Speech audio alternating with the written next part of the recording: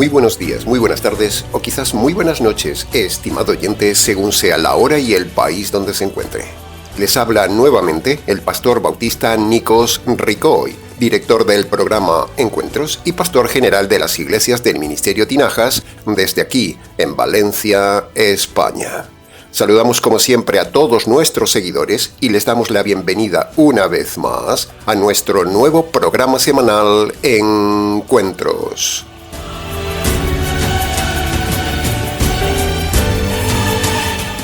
Estamos ya, estimado oyente, en el tercer programa del estudio expositivo de Hebreos capítulo 11. Continuaremos hoy con el análisis detallado de los versículos 13 al 16. Deseamos que nos esté siguiendo y que no se haya perdido ninguno de los programas anteriores de uno de los capítulos más importantes de la Biblia en uno de los temas más importantes de la Biblia, las características de la fe verdadera, aquí en Hebreos capítulo 11. Bien, como siempre decimos, el tiempo corre, el mensaje es largo y por lo tanto entremos ya en el nuevo estudio detallado de los pasajes de hoy.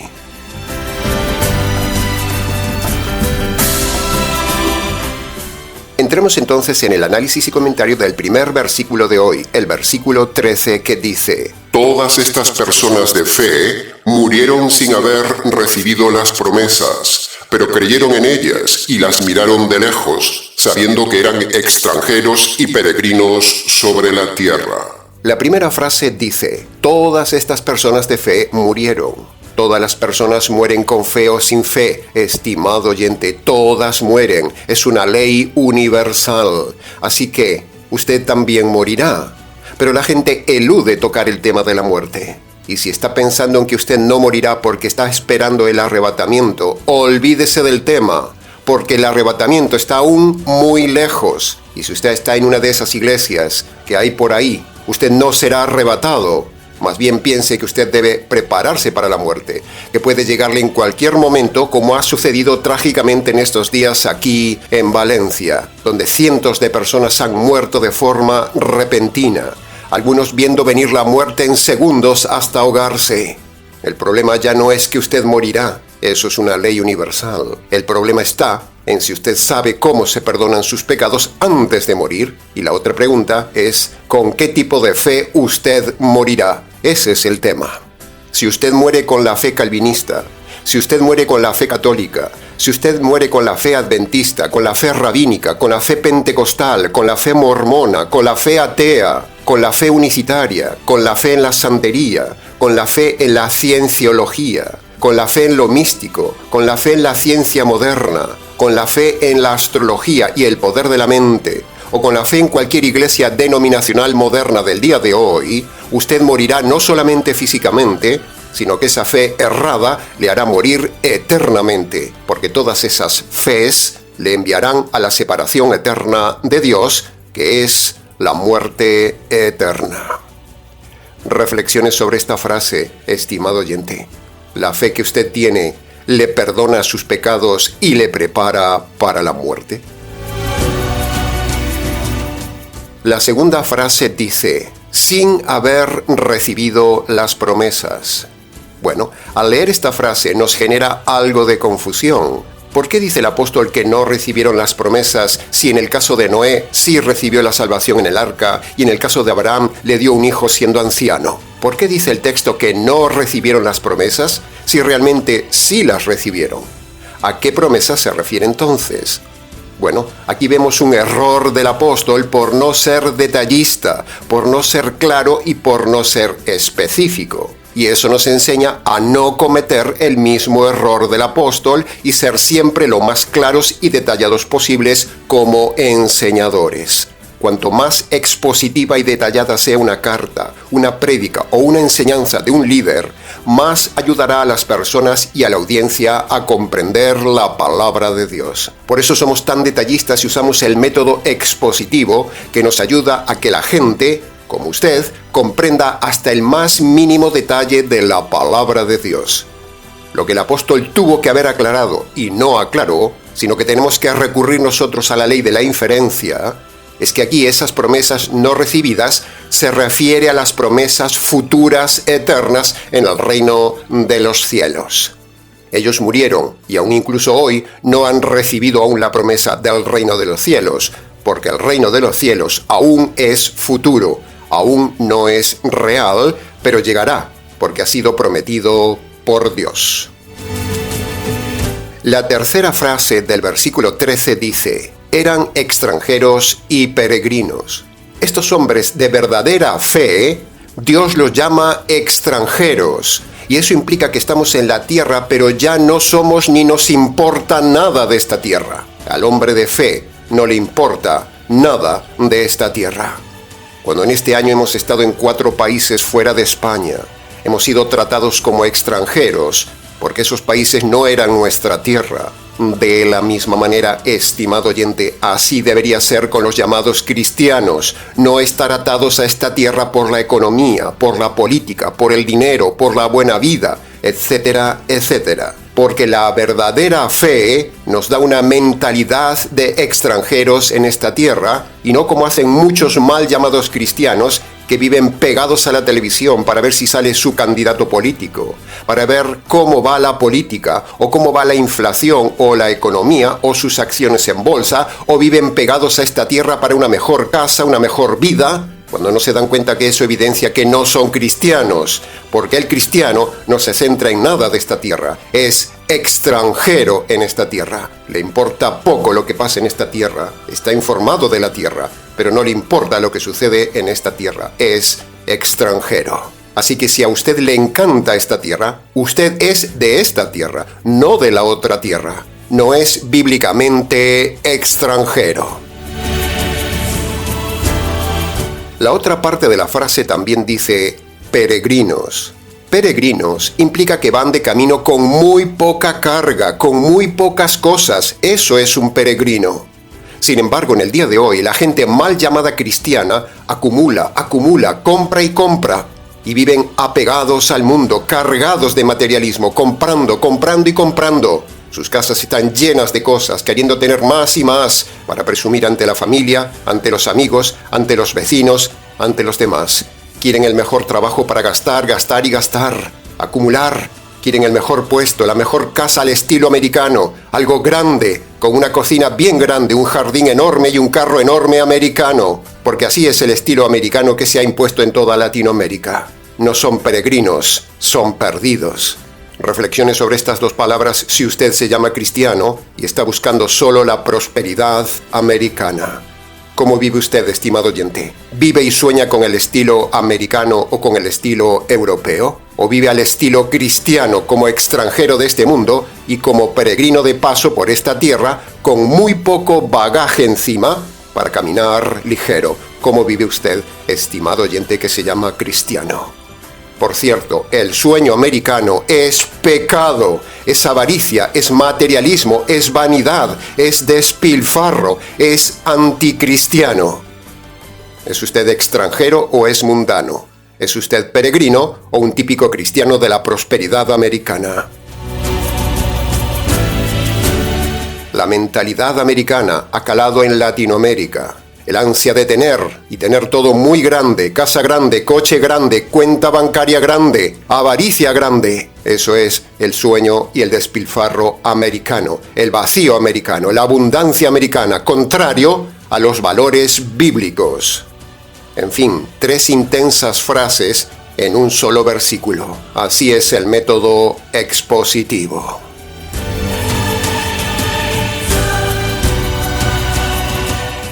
Entremos ahora en el análisis y comentario del versículo 14 que dice: los que hablan así claramente dan a entender que buscan una patria. Punto número 1. Cuando dice los que hablan así, se refiere a los hombres antiguos de fe que estamos viendo en este capítulo, que se veían como extranjeros en este mundo y también como peregrinos, tal como vimos en el versículo anterior. Esas personas de este capítulo 11 que nombra el versículo 14, con su forma de hablar, son un modelo de fe verdadera para nosotros. Así que, estimado oyente, examine su boca a ver cómo habla usted. ¿Habla usted como estos hombres antiguos ¿O usted habla como el hombre moderno de lo material de este mundo? ¿Cómo habla usted? Lo que usted habla demuestra cómo es su fe. En nuestro trabajo pastoral, simplemente escuchando a la gente, nos damos cuenta cómo es su fe. ¿Usted habla como esta gente de Hebreos 11 o habla como el mundo?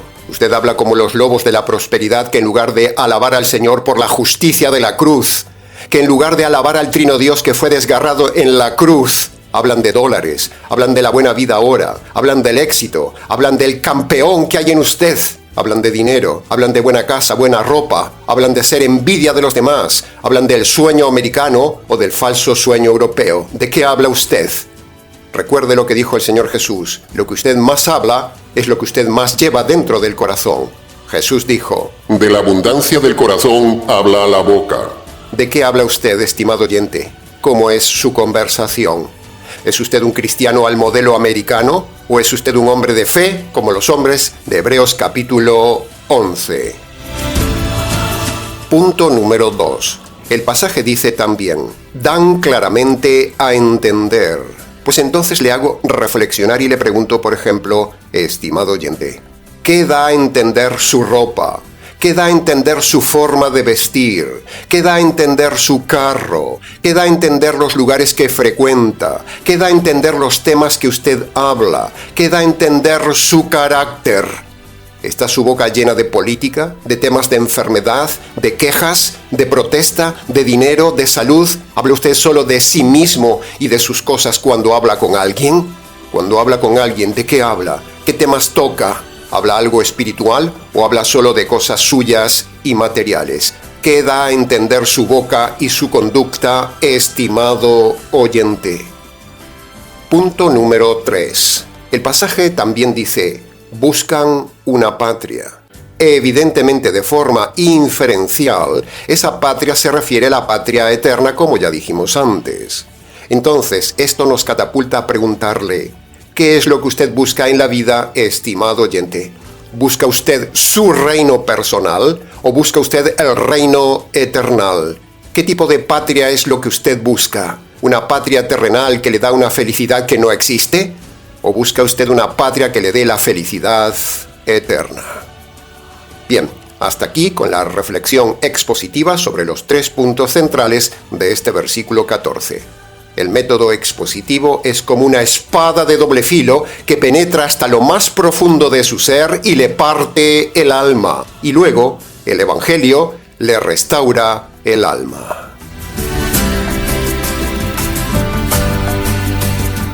Entremos ahora en el análisis y comentario del versículo 15, que dice: si hubiesen estado pensando en la patria de donde salieron, es muy probable que hubieran vuelto atrás.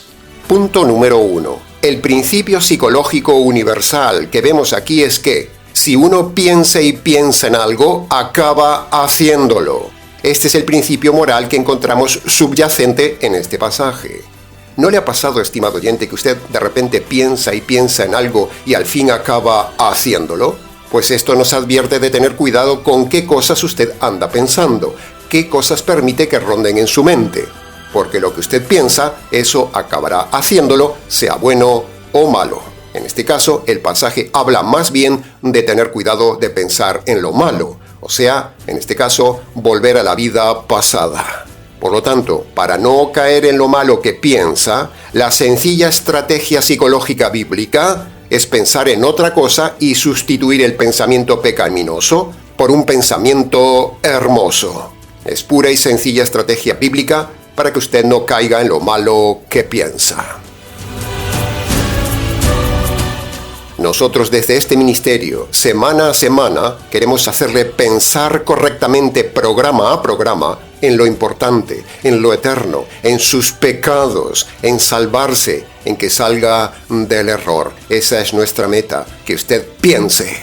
Nosotros queremos hacerle pensar, por ejemplo, que no se meta en un noviazgo errado, que piense en no estropear más su matrimonio errado y que no piense en el divorcio odiado.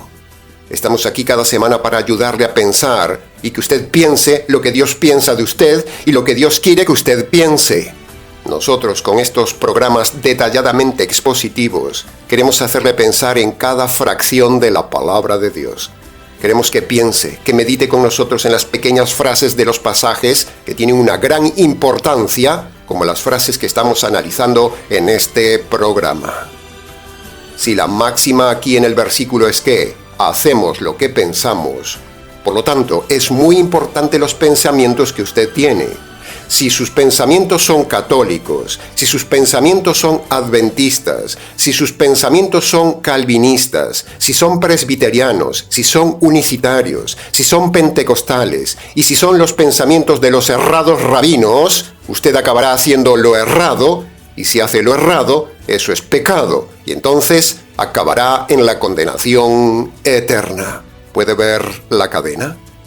Lo que usted piensa y cree puede llevarle a la condenación o a la salvación.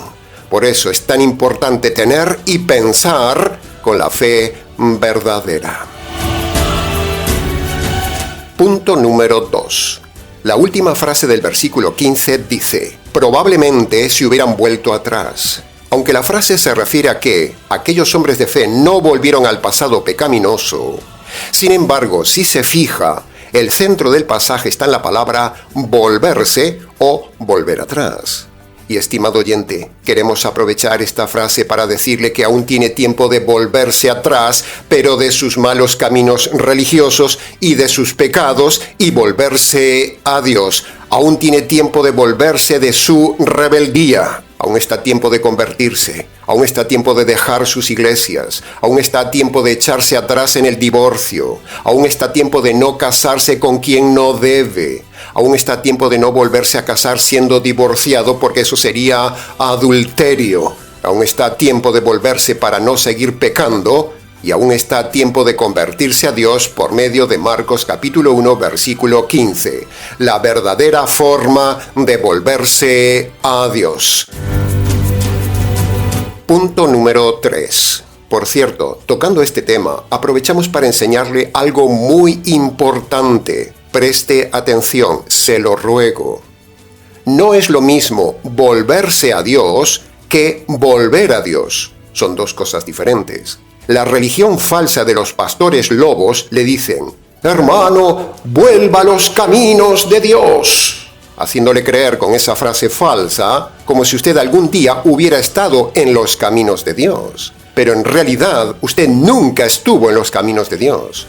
Una persona que ha nacido en una iglesia, que fue llevado de joven a la iglesia, o que se metió en una iglesia y luego se marchó al mundo, pero luego vuelve a meterse en cualquier falsa iglesia, esa persona no ha vuelto a Dios, no ha vuelto a los caminos de Dios, porque nunca estuvo en los caminos de Dios, solo estuvo en los caminos de la religión y de la fe falsa. O sea, esa persona siempre ha estado perdida, nunca fue salva.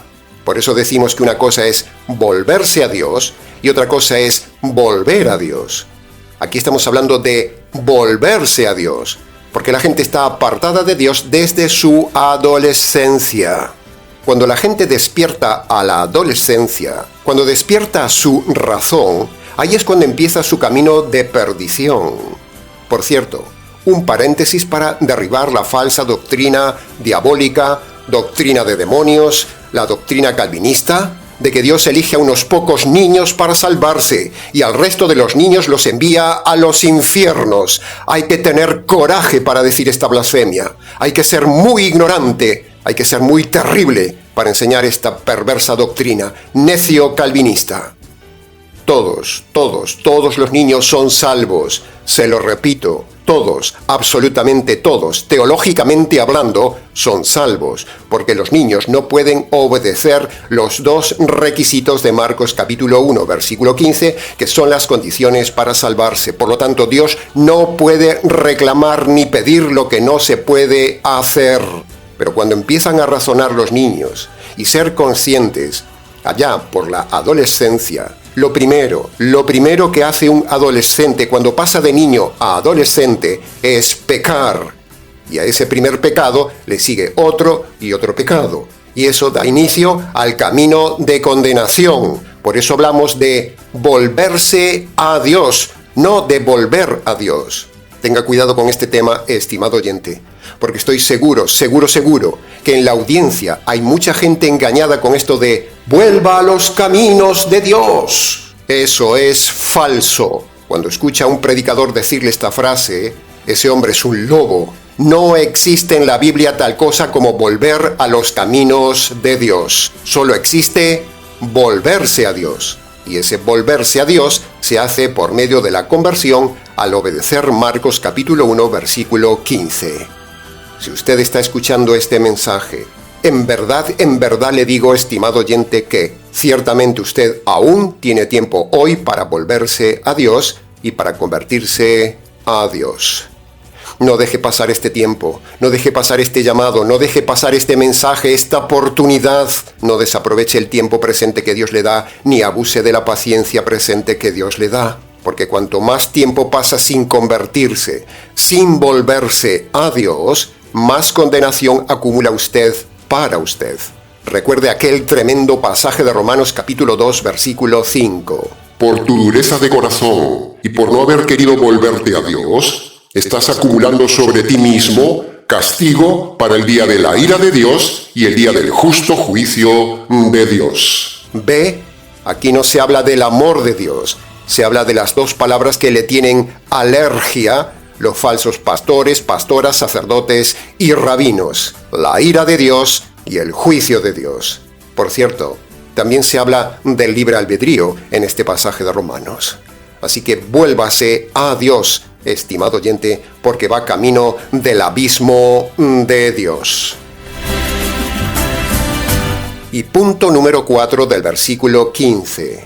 Escuche bien esto, estimado oyente. Miles y miles de personas católicas entran todos los días a los infiernos. Cientos de calvinistas entran cada día a la condenación eterna. Cientos de adventistas entran cada día al castigo eterno que ellos niegan. Cientos de pentecostales cada día mueren engañados en su religión emocional, entrando por las puertas del abismo eterno.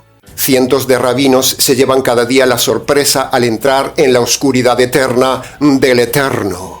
Y al mismo lugar van también cada día cientos de mormones, testigos, musulmanes, presbiterianos, anglicanos, masones, santeros, luteranos, los de la cienciología, de las iglesias falsas bautistas, todos los miembros de la moderna iglesia emergente, todos los del movimiento misionero mundial, todos los miembros engañados de la Iglesia de la Luz, o de la Iglesia Universal, o los del G12, o la secta de Witness Lee, la Iglesia de la Teoterapia, los engañados materialistas de Pare de Sufrir y Solo Jesús, todas las iglesias de las sanidades, prosperidad y milagros, todas las iglesias que tienen apóstoles, todas las iglesias que tienen pastoras o mujeres líderes, los arminianos, los pelagianos y los luteranos, las asambleas de Dios, todos los divorcistas y recasados, la secta Creciendo en Gracia, la secta del Camino Antiguo, la iglesia del Avivamiento, la iglesia del Millón de Almas, la iglesia Casa de Dios, la iglesia cuadrangular,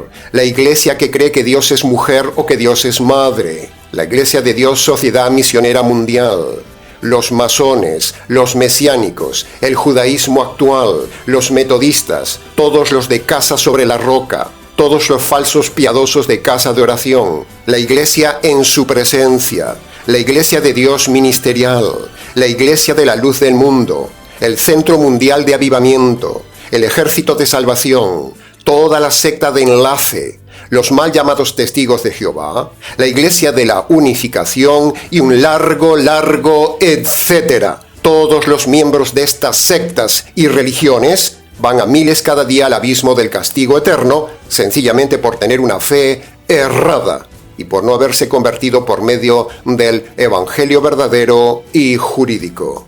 ¿Se da cuenta del panorama que hay, estimado oyente, que es exactamente igual como en los días de Noé? ¿Se da cuenta cuánta gente engañada se llevará la sorpresa cuando muera confiando en que estaba en alguna de estas iglesias de fe falsa? Toda esta gente aún tiene tiempo de volverse a Dios por el camino estrecho.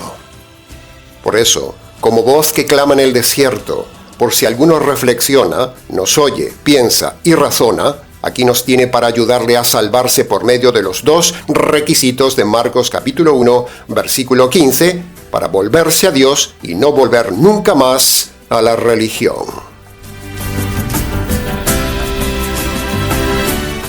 Entremos ahora en el análisis y comentario del último versículo de hoy, el versículo 16, que dice: Estos hombres de fe anhelaban la patria celestial.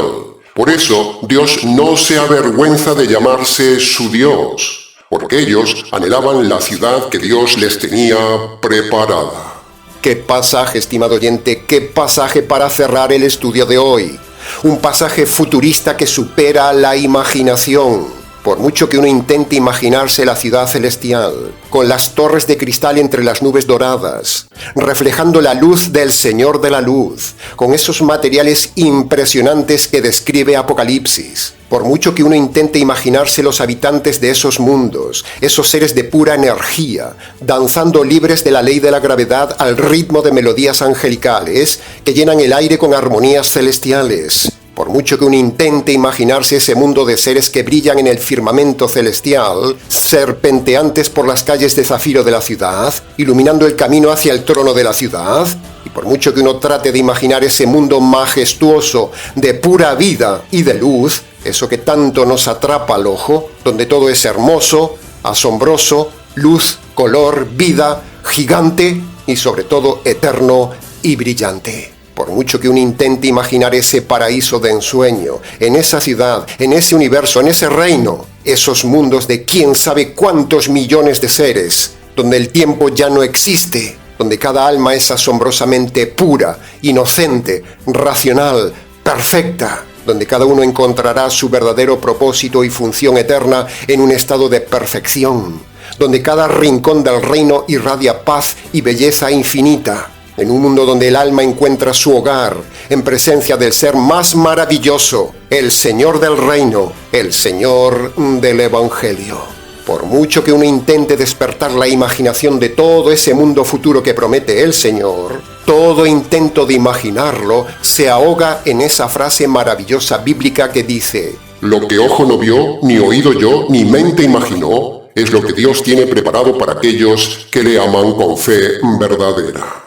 Este pasaje, 2 veces repetido en la Biblia, en el Antiguo Testamento y en el Nuevo Testamento, nos frena en todo intento de imaginar esa ciudad que Dios tenía prometido a los antiguos hombres de fe y también tiene prometido a los hombres modernos de fe verdadera. Punto número 2. Si se fija bien, se habla en el pasaje de una fe que honra a Dios. Estos hombres de fe tipo Abel, Noé, Enoc, Abraham, etc., estaban honrando a Dios porque creían y anhelaban lo que aún no veían y eso honraba a Dios.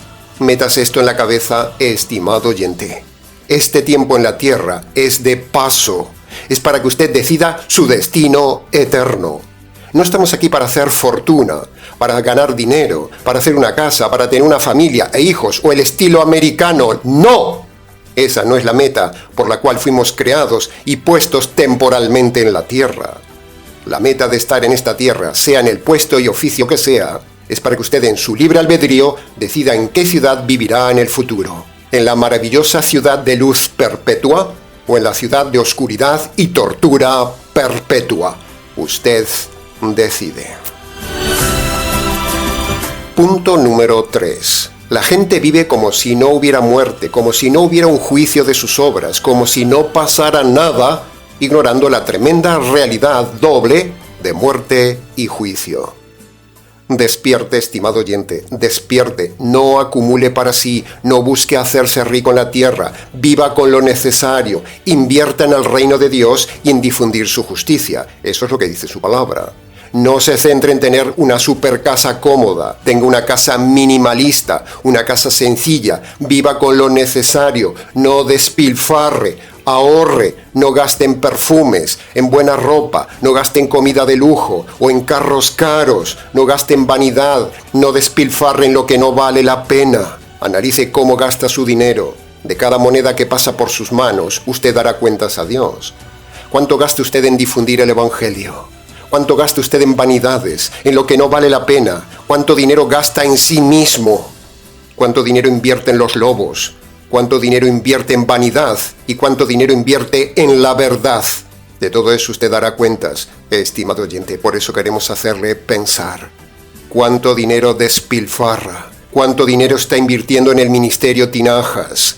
Si viene a vernos cada semana, si recibe bendición cada semana, ¿cuánto ha dado para difundir el Evangelio? ¿Solo viene a buscar nuevas ideas? ¿Solo viene a curiosear al canal? ¿Solo viene a robar nuestros temas? ¿Cuánto ha dado usted al ministerio, estimado oyente? ¿Cuánto invierte en el Señor y en el Evangelio del reino? El reino de Dios, el reino de los cielos, es la mejor patria. Este mundo es una basura, es un caos, es un mundo egoísta, materialista, inseguro, terrible, perverso. Es el mundo de sálvese quien pueda. Este mundo es un desastre. ¿Quién quiere vivir en este mundo? Este mundo no tiene esperanza, este mundo no vale la pena, ni siquiera lo más hermoso de este mundo vale la pena. Lo que ahora tiene, mañana se lo lleva una tormenta. Lo que tanto le ha costado construir, se lo llevan los ladrones, o un incendio, o la inflación, o un huracán, o una riada, como en estos días en Valencia. Miles de personas en Valencia han sido arruinadas, cientos de personas han muerto, y el sueño español de miles de españoles ha sido arruinado por el agua. Todo lo sucedido en Valencia es triste, estimado oyente, es muy triste. Pero son gritos de Dios para que usted reflexione, se prepare, vea lo frágil que es la vida. No acumule en la tierra, sino solo lo básico como peregrino, y al resto inviértalo en difundir el Evangelio, el mejor fondo de inversiones, el valor más seguro, el valor eterno. No somos lobos porque hablamos así, estimado oyente, no. No somos pastores de la prosperidad ni de la fe del dinero, sino que somos bíblicos, radicales, sobrios, moderados y queremos darle la visión correcta de que este mundo es frágil, la vida es frágil, la vida no vale la pena y el dinero debe ser solo para lo necesario y para difundir el Evangelio. Sea sabio, sea sobrio, sea sensato. S más S más S. No le estoy lavando el cerebro como hacen los pastores de la prosperidad. Esto no es una maratónica para sacarle dinero. Pero si ha llegado a este canal y a esta parte del mensaje, es una llamada de atención de Dios para usted, para que analice cómo están sus valores materiales. ¿Son más importantes que los espirituales? Le recuerdo lo que dice el Señor Jesús en Mateo capítulo 6, versículo 19. No hagan tesoros en la tierra donde la polilla y el óxido corrompen, y donde los ladrones los roban. Más bien hagan tesoros en el cielo, donde ni la polilla ni el óxido corrompen, ni los ladrones roban. Busque e invierta en la patria eterna por medio del Evangelio, estimado oyente. Y punto número 4 del versículo 16. La siguiente frase dice: por eso Dios no se avergüenza de ellos. Fíjese qué frase, una frase para hacerle una pregunta reflexiva. Estimado oyente, viendo su fe, su vida y sus obras, ¿Dios se avergonzaría de usted o se sentiría honrado de usted? ¿Se da cuenta qué intensidad cobra el estudio cuando usamos el método expositivo de analizar pequeñas frases del texto que pasarían desapercibidas si usted simplemente las leyera, pero cobran intensidad si se para en ellas? ¿Usted es una vergüenza para Dios o es una honra para Dios? Lo que usted hace, ¿avergüenza a Dios u honra a Dios? Usted avergüenza a Dios ante los demás con su conducta, su forma de vestir, con su forma de hablar, con su doctrina, con su carácter, con su dinero, con su matrimonio, con su vida secreta, con sus pensamientos, con su sexualidad, con sus relaciones, con sus hijos, con su trabajo, etcétera, etcétera. ¿Es usted una vergüenza para el cristianismo o es usted un modelo de honra para el cristianismo? ¿Qué tipo de vida lleva usted, estimado oyente? ¿Una vida de fe que avergüenza o una vida de fe verdadera que honra a Dios? Si pudiéramos escuchar la opinión de Dios sobre usted, ¿qué diría Dios? Diría quizás: es un honor para mí ser el Dios de este hombre o de esta mujer. O Dios diría quizás algo así como: apártate de mí, maldito, porque eres una vergüenza para mí. ¡Wow! ¿Se da cuenta de la intensidad de esta pequeña frase que rescatamos en el río de este capítulo o en el mar de la palabra de Dios? La frase es desafiante, es intensa, estimado oyente. Por eso estamos aquí, para dar lo que nadie da y enseñar de la manera que nadie enseña. ¿No le parece increíble este capítulo 11 de Hebreos?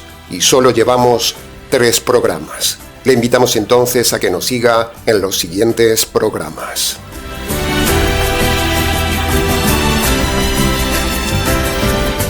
Ahora, llegando casi al final del mensaje, redireccionemos el programa de hoy, para que usted pueda volverse correctamente a Dios, para que su mente cambie y busque la patria celestial, para que Dios no se avergüence más de usted, para que usted muera con una fe correcta, para que usted pueda tener el perdón de los pecados, y para que usted pueda tener la salvación de su alma, libre de la condenación eterna, antes de que Dios le quite la vida. Para todo esto, usted tiene que obedecer los 2 requisitos universales que Dios pone en Marcos capítulo 1, versículo 15. El primer requisito tiene 2 partes: reconocer sus pecados concretos delante de Dios y luego abandonarlos. Estas 2 partes son el arrepentimiento.